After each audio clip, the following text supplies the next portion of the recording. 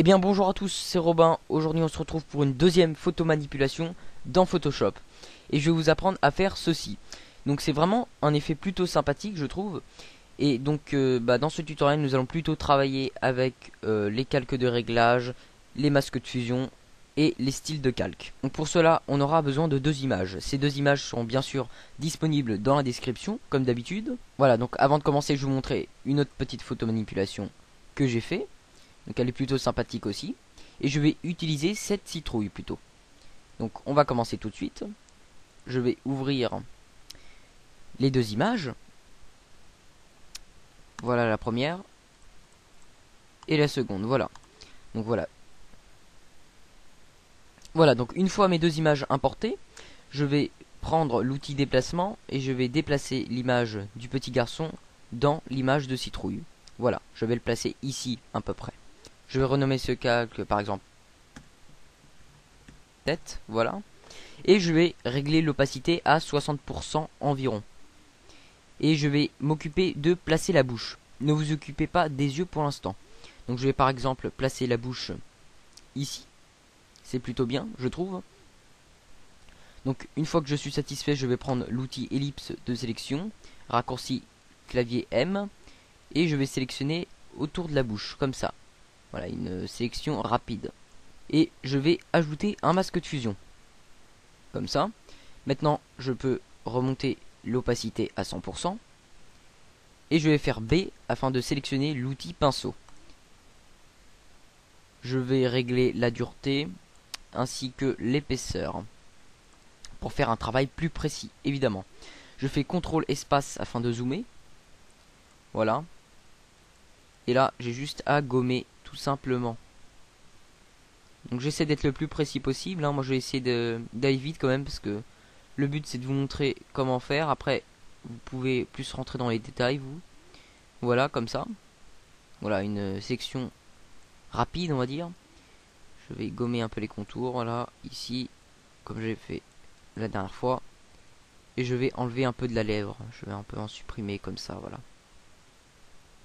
Vous pouvez la laisser vous faites comme vous voulez vraiment j'ai rien à vous imposer. Voilà comme ça à peu près. Ainsi que la lèvre du dessus, voilà. On va complètement la gommer. Donc ensuite, on va ajouter un calque de réglage teinte saturation. On va cliquer sur redéfinir. Et on va entrer 27 pour la saturation, 86. Et là, la luminosité, on ne touche pas, on laisse à 0. Ensuite, on va cliquer ici pour que l'effet s'applique juste à la bouche. Et là, ce qui est bien avec les calques de réglage, c'est qu'ils viennent automatiquement avec un masque de fusion. Donc on vérifie bien que notre couleur de premier plan est noire. On fait B, on prend l'outil pinceau, on peut régler la dureté ainsi que sa taille, son épaisseur plutôt. Voilà, donc la dureté, on va la mettre 65%. Et là, oui, je vais baisser l'épaisseur parce qu'on a besoin d'un travail plus précis. Et en fait, on va bien évidemment gommer le orange qui s'est appliqué sur les dents, parce que ça donne un effet qu'on ne souhaite pas avoir. Donc on va gommer comme ça.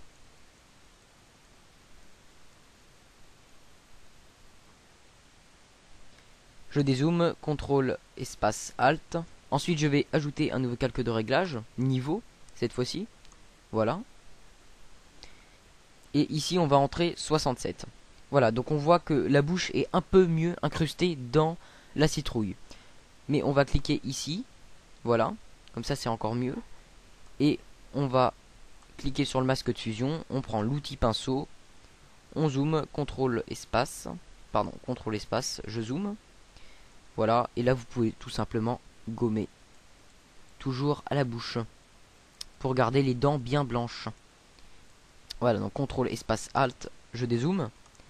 Donc une fois que c'est fait, nous allons aller sur notre calque tête et nous allons cliquer sur le masque de fusion. On va faire X afin d'intervertir les couleurs ici. Donc il faut que ce soit une couleur blanche.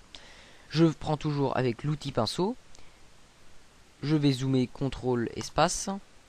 Et on va tout simplement cliquer ici. Donc on va un peu agrandir la bouche. Voilà, une fois que c'est fait, nous allons resélectionner l'outil déplacement. Et nous allons aller sur notre image. On va la reprendre. Donc on va la mettre sur notre image de citrouille. On va faire clic droit. Et en fait on va tout simplement annuler le masque d'écrêtage que l'on a ajouté tout à l'heure. Ensuite on va prendre le calque 1 et le mettre au-dessus des autres calques. Et comme tout à l'heure, on va régler l'opacité à 60 environ. Je vais faire CTRL T pour redimensionner l'image. Et là en fait je vais dézoomer, je vais faire CTRL espace Alt, je clique et je dézoome. Et là je maintiens Shift enfoncé et je règle les proportions de l'image comme je le souhaite. Donc là on va s'occuper de placer les yeux. Et je valide. Ensuite je vais ramener l'opacité à 100%. Et je vais sélectionner l'outil ellipse de sélection, comme tout à l'heure. Mais après, on va voir qu'on va procéder autrement. On va plutôt utiliser les styles de calque. Et on va tout simplement sélectionner les yeux. Voilà. Comme ça. Je maintiens Shift enfoncé et je sélectionne l'autre œil. Voilà. Rien de bien compliqué jusque là. Et là, je vais cliquer sur le petit icône masque de fusion. Voilà. Ensuite on va faire comme tout à l'heure, on va faire B, raccourci clavier pour prendre l'outil pinceau. Ah oui, je vais intervertir les couleurs, donc X. Parce que le noir dans Photoshop correspond au transparent. Donc là, je vais régler la dureté. Ainsi que l'épaisseur. Voilà. La dureté, je vous conseille de la mettre à 30% environ. Je vais zoomer. Voilà, pour faire un travail un peu plus précis. Voilà, comme ça à peu près.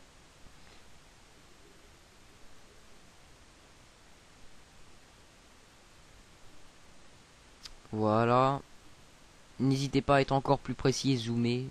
Ça donne encore un meilleur résultat. Voilà, maintenant je vais m'attaquer à l'autre œil. Comme ça. Ah non, excusez-moi. CTRL Z pour revenir en arrière. J'ai fait des erreurs. Voilà, comme ça à peu près. N'hésitez pas à vraiment régler la dureté. Et soyez précis surtout.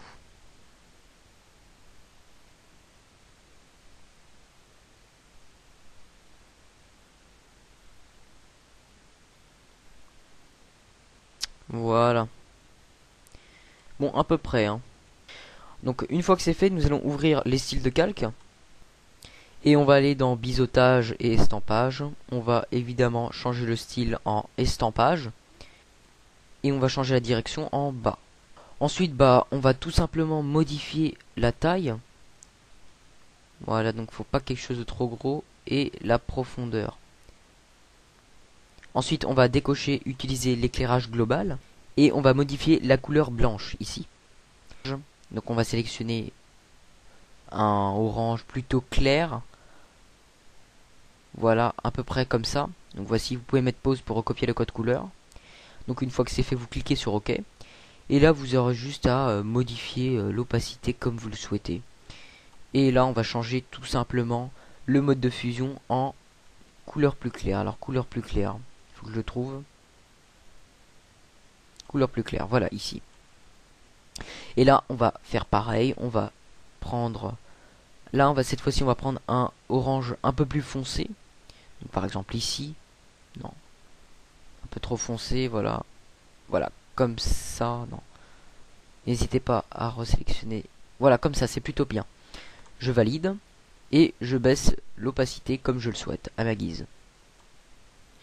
Donc, et je peux toujours revenir ici pour modifier la taille. Ainsi que le flou si vous le souhaitez. Et surtout la profondeur. Voilà. Donc ensuite, je valide en cliquant sur OK. Là, je peux toujours me mettre sur le masque de fusion et avec l'outil pinceau gommer la peau inutile, comme tout à l'heure. Voilà. Là, je vais dézoomer, voilà, comme ça. Ensuite, je peux toujours me mettre sur le calque de réglage niveau et régler l'opacité, comme je le souhaite, voilà. Ainsi que sur teinte saturation, vous voyez ça. Donc teinte saturation, on se rappelle, c'était la bouche, ainsi que les dents. On peut toujours, avec l'outil pinceau, redonner un petit coup, voilà, pour que ce soit un petit peu plus blanc. Voilà, je vous laisse faire ça, comme ça. Et par la suite, vous pouvez fusionner les calques visibles. Donc on peut renommer, on va déverrouiller ce calque et le renommer Face. Voilà. Donc voilà, ce tutoriel est fini. N'hésitez pas à m'envoyer vos créations à l'adresse email montagerobin@gmail.com. Je les regarderai. Et abonnez-vous à ma chaîne pour suivre toutes mes nouvelles vidéos. Et lâchez un pouce vert, un commentaire, ça fait toujours plaisir. Et n'oubliez pas de partager. Salut!